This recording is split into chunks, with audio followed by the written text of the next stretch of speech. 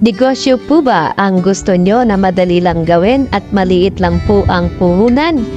Ito nga po pala si Wife, ang wife ni Gachifan TV na ngayon po ay welcome po tayo ngayon sa channel na ngayon po ay biyahe na ni Ngani. Meron po pala akong i-share sa inyo ngayong maliit na negosyo pero malaki ang kitaan. Ito po yung tupig or yung sinalap sa aming probinsya. Madali lang po itong gawin. Kailangan lang po natin ng hinog na saging na saba. Piliin nyo po yung hinog na para less po kayo sa sugar kasi po matamis na po yung saging na saba pag hinog na. Ang kailangan lang po natin ay 5 ingredients. Kailangan po meron tayong hinog na saba na saging, meron po tayong gata ng niyog, at meron po tayong peanut.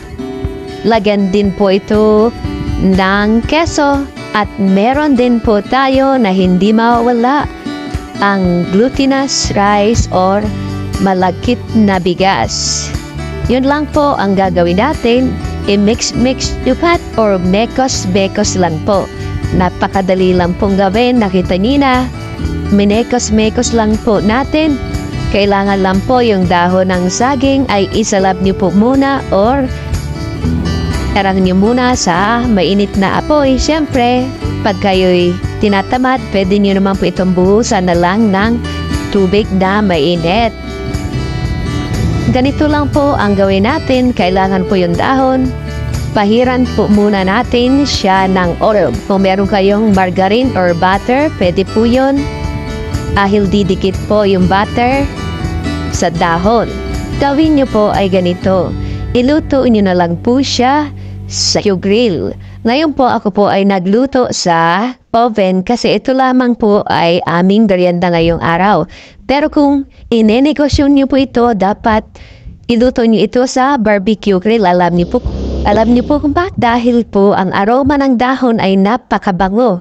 Pag may dumaang mga tao sa harap ng bahay ninyo o mga sasan, sigurado po hihinto po yan para pumili.